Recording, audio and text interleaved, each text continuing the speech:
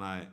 इस आग से बचो। ये आग तुम्हारे सुकृतों का नाश करके, तुम्हारी जीवनी शक्ति का नाश करके तुम्हें ऐसे चिंता, शोक, ऐसे दुख में फंसा देगी, फिर नहीं निकल पाओगे। त्यागात् शांतिरनंतरम, भगवान ने कहा। भोग के बाद शांति नहीं, तृष्णा पैदा होती है। भोग के बाद शांति नहीं मिलती है। कुछ क्षण के लिए वो कामना का भोग किया इसलिए शांत लगता है, फिर उसके बाद जो उसकी तृष्णा पैदा होगी, वो तांडव देख रहे हो उस तृष्णा का, पशुवताचरण। हम बातें बड़ी ऊंची ऊंची धर्म की करते हैं, लेकिन नींव नहीं है धर्म की। ये ब्रह्मचर्य पूर्ण जीवन के लिए अमृत पद है। चाहे गृहस्थी में हो, चाहे व्यापारी हो, चाहे किसान हो, चाहे, और विरक्त मार्ग का तो यही मुख्य ऐसा आधार है जिसके ऊपर वो विविध प्रकार की दैवी संपदा का अनुभव करता है। पहला है, जो आप देख रहे हैं, सुन रहे हैं, बोल रहे हैं, वो कामोत्तेजना वाला नहीं होना चाहिए, क्योंकि उससे आपके मन में संकल्प बनेगा। संकल्प भोग का बन गया तो क्रिया हो या ना हो, आप ब्रह्मचर्य नहीं रह पाएंगे। एक बार परमहंस स्वामी श्री ओंकारानंद सरस्वती जी महाराज, साक्षात मूर्तिमान ब्रह्म, नजफगढ़, कानपुर, गंगा के किनारे, बहुत ही ज्ञान संपन्न महापुरुष, तो हिम्मत करके पूछा गुरुजनों से, तो अपनी बात, महाराज जी पूर्ण ब्रह्मचर्य रहने में कई ऐसे साधकों में परस्पर वार्ता को कहते हैं स्वप्न दोष हो जाता है, तो हम कैसे अखंड ब्रह्मचारी माने जाएंगे। महाराज ने जो वचन बोले, यदि आप कोई कुचेष्टा नहीं करते और कुछ काल के बाद ऐसा होता है, आपने स्वप्न में भी कोई गंदे दृश्य या गंदी भावना नहीं देखी, स्वाभाविक आप जगे ऐसा, तो बोले जैसे उफान आती है किसी वस्तु में, वो वास्तविक जो ब्रह्मचर्य, जो संतानोत्पत्ति वाला, वो नहीं निकल पाएगा। उसके ऊपरी भाग का, उससे कोई हानि नहीं होती। यदि आपने कुछ चेष्टा पहले से अभ्यास की है और आपका स्वप्न में गलत संकल्प बन गया है, फिर वो वैसा माना जाएगा। इसलिए संकल्प का त्याग करे, कभी कुचेष्टा न करे। स्वाभाविक कभी खान पान बिगड़ गया या कभी स्वाभाविक ऐसे अधिक श्रम, अधिक थक जाने से ऐसा हुआ, तो बोले वो ब्रह्मचर्य खंडन नहीं माना जाता, ऐसा उन्होंने बताया। दूसरा, अब हम सामने तो आंख नहीं मिला रहे काम भाव से, लेकिन हम छुप करके किसी शरीर को देख रहे हैं। किसी शरीर का प्रयोग इसलिए किया कि चाहे जो साधक हो, जिस भावना का साधक हो, काम भाव से किसी भी शरीर को देखना, वो उसके लिए अष्टमैथुनों में आता है और वो ब्रह्मचर्य नहीं धारण कर पाएगा। भावनाएं हैं अलग अलग, काम भावना का अलग अलग आरोप शरीरों में किया गया है। समय परिवर्तन के साथ बुद्धि का परिवर्तन होता जाता है, कामनाओं का अलग रूप होता चला जाता है। जो हमने कभी शास्त्रों में नहीं पढ़ा वो देखने को मिल रहा है। किसी भी शरीर की तरफ छुपकर या किसी बहाने से काम भाव से देखना, अगर ऐसा देखते हैं तो आप अष्टमैथुनों के अंतर्गत है और आपका भाव बिगड़ जाएगा, आप संयम से नहीं रह पाएंगे। एक बार दृष्टि भूल से चली जाए उसे देखना नहीं कहते। जैसे आप मारो, अचानक दृष्टि गई, बस आप हटा लीजिए।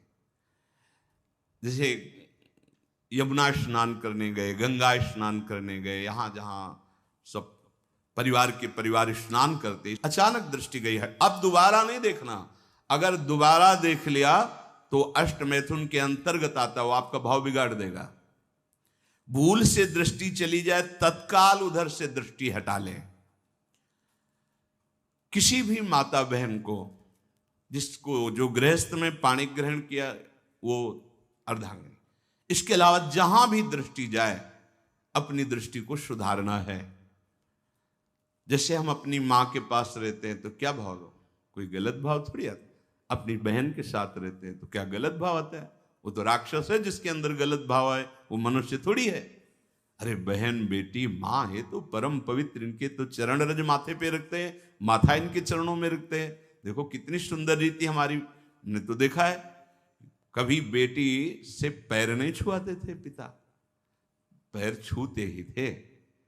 हाँ, बेटी के पैर छूते, ये भी दुर्गा के स्वरूप मानते, एक कन्याएं ये सब भगवती का स्वरूप है ऐसा मानते। और बहन जब राखी बांधती है तो भाई तो माथा रखता ही है, चरण छूता ही है, पूज्य भाव रखना। ऐसे ही जननी सम जान ही पर नारी, ये सब भगवती अम्बा की अंश स्वरूपा है। अपने लोग तो सब श्री जी की सखियां हैं, लाडली जी की दुलारी प्यारी सखियां हैं, अपने को ऐसा भाव। अगर हम स्त्री को, किसी भी स्त्री शरीर को देखकर भोग भावना करते हैं, हमारा पतन निश्चित है। कोई क्रिया हो या ना हो, यह चिंतन वाली बात है, ध्यान रखना। किसी भी माता बहन को भोग बुद्धि से, जैसे शास्त्रों में कहा गया नरकस्य नारी, बात है कि तुम्हारी भोग भावना जो नारी के प्रति है, यह नरक पहुंचा देगी। त्रिविधम नरकस्येदम द्वारम नासन मात्मनः कामः क्रोधा तथा लोभा तस्मादेत्रयम् त्यजेत। माताओं बहनों की तरफ देख करके काम भाव से उनको देखना तो तुम समझ लो नरक जाने का रास्ता फिट कर रहे हो। त्रिविधम नरकस्येदम, शास्त्रों ने तो जगदम्बा कहा है, शास्त्रों ने तो मां कहा है इनको। जननी सम जानो पर नारी, कहां जगत की जो वार्ता है वो कहां शास्त्र के विरुद्ध पहुंच रही। शास्त्र उसको कह रहा है जो माताओं बहनों को गलत दृष्टि से देख रहा है कि नरक, ये तुम्हारे नरक का हेतु बनेगा जो तुम देख रहे हो स्त्री को काम भाव से। आगे कह रहे हैं किसी भी तरह से खिलवाड़ करना। बच्चे हैं, बच्चियां हैं, अब उनको तो ज्ञान नहीं है कि आप गलत स्पर्श कर रहे हैं, आप गलत ढंग से छू रहे हैं, और आप अपनी वासना का पोषण करने के लिए छोटे बच्चों को, बच्चियों को गोद में बैठा ले, खिला रहे, और आपकी भावना दूषित हो रही। ये सत्संग है, बहुत होश में सुनिए। अंतर की वृत्ति भ्रष्ट होने में देर नहीं लगती है। वो अबोध अवस्था को प्राप्त बालक बालिकाएं हैं, भगवान का स्वरूप मानकर दूर से।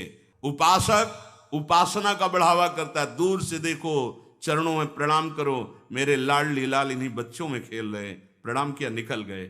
ऐसा किसी भी तरह से स्पर्श करने का अधिकार नहीं है। वो महापुरुष जो भगवत प्राप्त है वो खुद वैसे धूल दूषित उनके साथ खेल रहे, उनकी क्षमता हमारे हृदय में नहीं जागृत है। चूक हो जाएगी, बहुत सावधानी का। एकांत में किसी भी तरह का व्यवहार करना विपरीत शरीर से, काम चेष्टा नहीं कर रहे, पर हंसी मजाक, छूना, खेलना, बातें करना, वो आपको भ्रष्ट कर देगा। एकांत में किसी भी ऐसे विपरीत शरीर का ऐसे हंसी मजाक करते हुए स्पर्श करने से भावना में काम प्रभाव जागृत हो जाता है। बलवान इंद्रिय ग्रामो विद्वानम अपि कर्षति, साधारण की तो बात जाने दो। किसी भी जीव को मैथुन करते हुए एकाग्रता पूर्वक देखना, मानो कोई पशु पक्षी आदि ऐसे मैथुन धर्म से अचानक दृष्टि गई, राधा राधा राधा, अगर आपने एकाग्रता पूर्वक देखा तो ये दृश्य आपको भ्रष्ट कर देगा।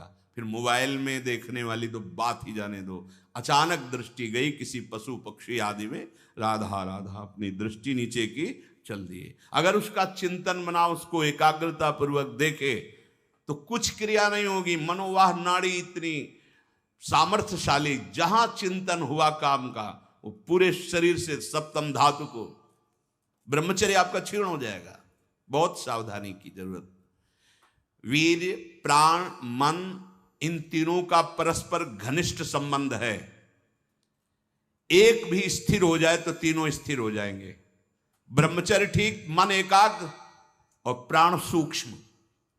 सूक्ष्म प्राणों के द्वारा ही परम योग को प्राप्त किया जाता है। स्थूल प्राण, बहुत खाना, बहुत चर्बी बढ़ाना, ये साधन हो पाएगा? शाम ऐसे आटा लगा दिया जाए, उड़े ना। श्वास प्रश्वास चल रही, उस आटे पर धक्का भी नहीं लगना चाहिए, तब समझना चाहिए कि प्राणवायु सूक्ष्म हो रही। इन बातों का कोई ध्यान ही नहीं हो रहा, बस मनमानी आचरण। बहुत इतना खा लिया और उसी को पचाने में पूरी शक्ति लग गई। भजन और एकाग्रता और इंद्रिय संयम तो बात जाने दो, इतना पा लिया।